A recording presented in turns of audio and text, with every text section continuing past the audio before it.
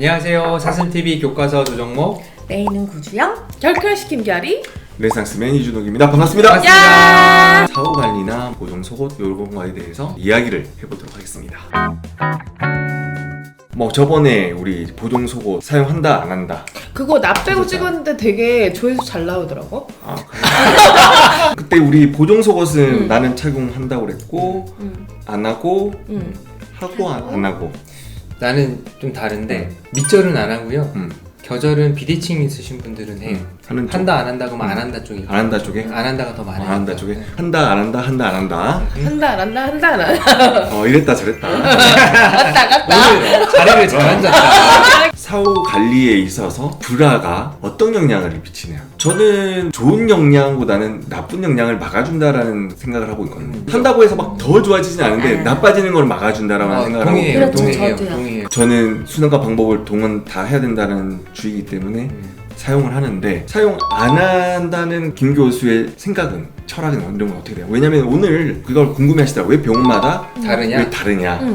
싸우게 될 것 같아가지고. 근데 아니야. 나는 이렇게 생각해. 예를 들어서 제가 수술하는 환자를 이 원장님 방식대로 관리를 하면 문제가 생길 것이고, 그치? 이 원장님이 수술한 환자를 내 방식대로 내가 사후 관리를 해야 되는 문제 생길 거거든요. 우리가 1, 2년 한두 달 수술한 것도 아니고 꽤 오랜 기간 동안에 수술을 이렇게 한 것과 관리 방법을 통해서 브라 착용이나 보정 속옷을 통해서 또는 수술 방법도 이게 이제 한꺼번에 움직이는 거라서 그렇지, 우리가 그래서 차이가 나는 거예요. 똑같이 같은 수술을 하지는 않더라고. 그쵸. 같은 수술 방법이 차이가 있어요. 큰 틀은 같지만 수술한 방법이 다르기 때문에 사후 관리하는 생각이 다 다를 거라고. 근데 컨셉이 다르고. 근데 이럴 때 같이 이야기를 해주면 다양한 생각에 대해서 보시는 우리 구독자분들이 이제 개념이 이제 정리가 되는 거겠지. 여기서 우리 구독자분들이 알으셔야 되는 게 뭐냐면, 조 원장님만 해도 보정브라를 할 때도 있고 안 할 때도 있고, 저 같은 경우도 마찬가지거든요. 결국에는 수술을 하는 의사들의 컨셉이 다를 수도 있고, 수술하는 방법의 차이가 있을 수도 있고, 수술의 이제 관리에 대한 어디에 포커스를 맞추는데도 다를 수가 있지만은,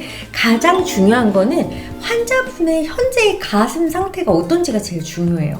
그러니까 흉곽의 모양, 그러니까 보정 속옷의 영향을 어떻게 받을 것이냐. 가운데로 이렇게 파이신 분들, 이런 분들한테 모아주는 스포츠 브라는 아주 쥐약이 될 수가 있겠죠. 가슴이 가운데로 몰릴 수가 있으니까. 예전같이 이제 텍스처 보형물들 같은 경우에는 그래도 이제 조직하고의 유착 관계가 있었다라고 하면은, 지금 이제 스무스 보형물들 같은 경우에는 이게 또 스무스고 또 모양 자체 또 라운드고 이러다 보니까 우리가 움직이면은 탕탕탕 튀기면서 이게 방을 넓힐 수가 있거든요. 예전에 물방울 텍스처 보형물을 썼을 때보다는 현재 라운드 스무스 보형물을 쓸 때 훨씬 더 브라의 중요성을 강조를 해요.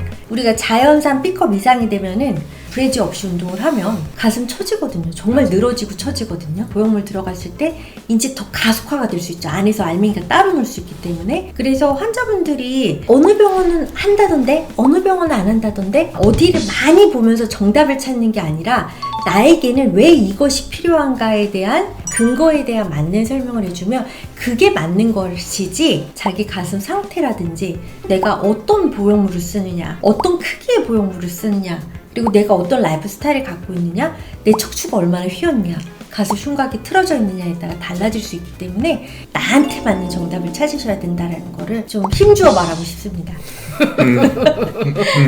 안 하는 이유는 어떤 수술에 있어서처럼 모든 결과는 수술방에서 대부분이 결정이 되고, 후관리가 복잡하면 복잡할수록 환자도 힘들고, 결국은 수술방에서 이루지 못한 것, 수술방 이후에 발생할 예측하지 못하는 거를 방지하기 위해 하는 일이라고 생각하기 때문에, 그냥 저의 철학이 그래요.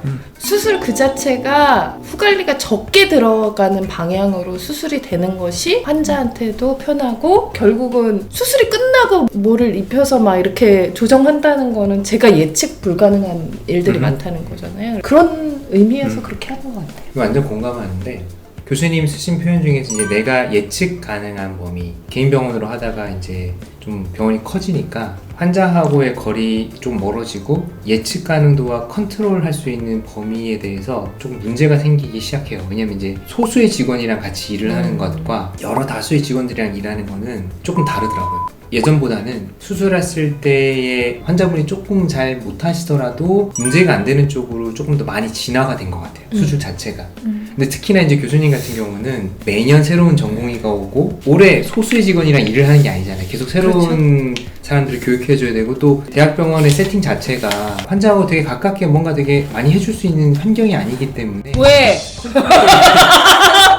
워낙 환자가 많으니까 그래서 이제 그런 부분들에 있어서 내가 완벽하게 될 때까지 이 방을 나가지 않는다 약간 이런 부분이 있는 거고 저도 좀 더 그런 쪽으로 많이 움직여졌거든요. 아 그래 좀 환자가 어느 날 불알 안 입고 잘 수도 있고 운동을 하다가 좀 삐끗할 수도 있고 그런데 그럼에도 불구하고 문제가 없게끔 수술해야겠다는 쪽으로 많이 좀 변화가 되긴 했어요. 그런 수술 후 관리라는 게 똑같은 얼굴로 태어났어도 어떻게 관리를 하느냐에 따라서 노화의 정도도 다르고 내가 어떤 생활 습관을 갖고 있느냐에 따라서 얼굴 자체의 비대칭이라든가 우리가 가방을 한쪽으로만 매면 어깨가 한쪽이 내려가는 것처럼 제가 수술 후에 수술 후 관리의 중요성을 사실 얘기를 하는 거는 이 환자가 이번 수술을 계기로 바른 생활 자세 그리고 미용상으로 더 좋을 수 있는 그거를 이제 교육을 해주고자 하는 목적이 더 큰 것 같아요. 수술을 하고 나서 그 좋은 결과를 더 좋게 오래오래 유지를 하면서 뭐 때문에 내 가슴 모양이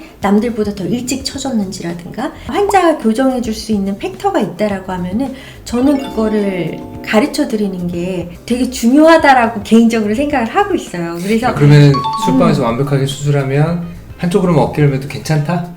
가방을 매도? 한쪽 어깨만 가방을 매도 그러니까 제가 약간 있어도? 이런 거에 차이가 있는 것 같아. 나는 일단 그게 안 될 거라고 생각해. 내가 나도 이거를 그렇게 생각해. 이렇게 하세요라고 한다고 해서 환자가 그걸 따라하지도 않을 거고 왜 환자한테 그 스트레스를 주냔 말이지. 마치 뭔가 잘못되면 환자가 자기가 길티 필링을 느낄 수 있잖아.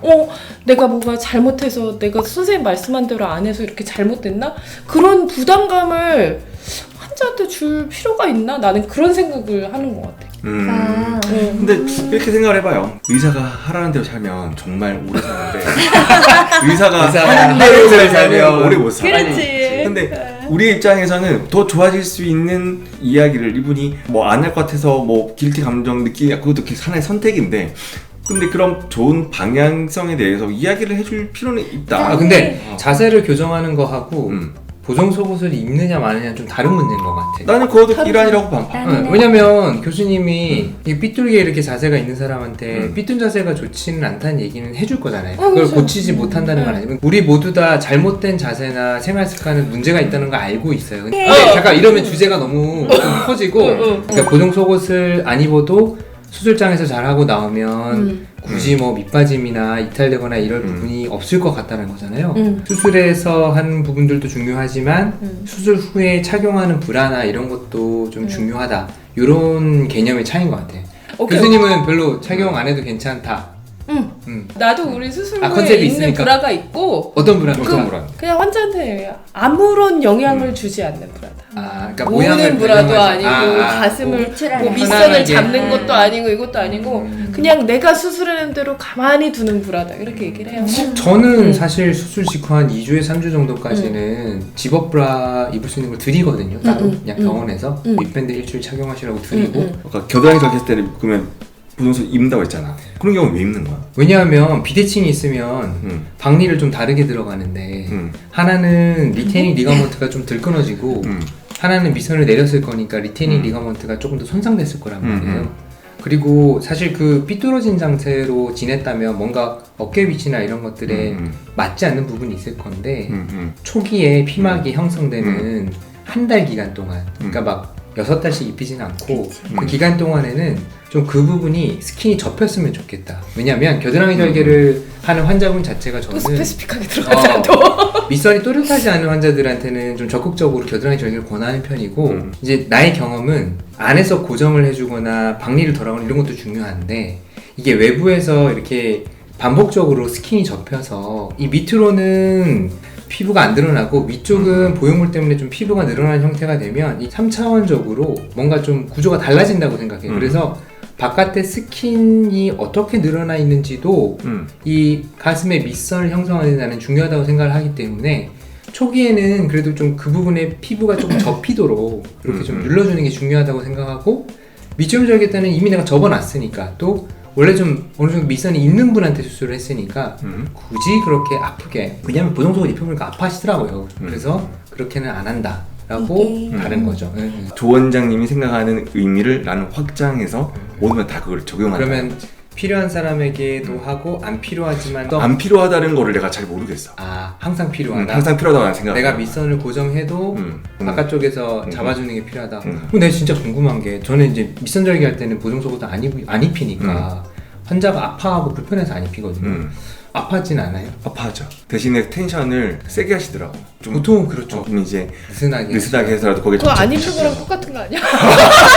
아니지. 이게 그게 눌려지잖아. 왜 환자를 괴롭히냔 말이야 내 말은. 안 좋아질 수 있는 모든 상황을 예방하는 게 중요하다는 거. 오케이. 그래서 내가 물어보고 싶은 게 있었어. 수술하고서 담배 펴도 되나요? 얘기하면 아니, 뭐예요? 저는 피지 말라고 그러고 저는 일단 한 달 피지 말라고 그러고 이 기회에 끊으라고 그러고 부경구충이 생길 확률이 2배 이상 높아집니다 이렇게 얘기해줘요. 이런 거랑 비슷한 의미야. 왜냐면은 나도 이렇게 똑같이 이야기를 하지만 못 끝나는 거 알기 때문에 내가 이거를 끊으라고 이야기를 하면서 적게는 필 거야. 선생님 그럼 뭐라 그래? 나는 2달이라고 이야기. 2달이라고 해요. 근데 나는 나는 2주. 아까 보정속옷이랑 비슷한 거. 그래서 내가 담배 얘기를 물어보고 그렇지. 싶어. 잘 물어봤어. 어. 왜냐면은 그 끊을 수 있다라는 거 불가능한 걸 알지만 이걸 알아야지 적기라도 피는 거야. 내가 괜찮다고 이야기하는 순간 똑같이 갈 거라는 걸 맞아. 아니까. 내가 이렇게 얘기한다고 이 사람이 피지 않을 거라는 걸 내가 알기 때문에. 내가 말했잖아. 의사가 하라는 대로 살면 오래 산다고. 그러니까 똑같은 상황인 거야.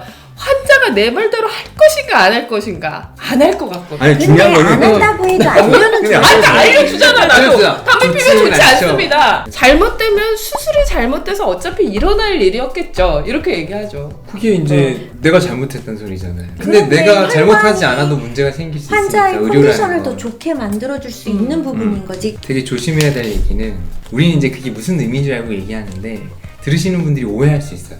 의료라는 거는 100% 없기 때문에 우리가 완벽하게 수술을 해도 문제는 언제든지 생길 수 있어요. 우리가 그런 사례들을 여러 가지 리포트를 통해서 잘 알고 있잖아요. 일단 그거는 나는 좀 되게 우리가 신중하게 얘기를 해야 된다. 그러니까 이만큼 응.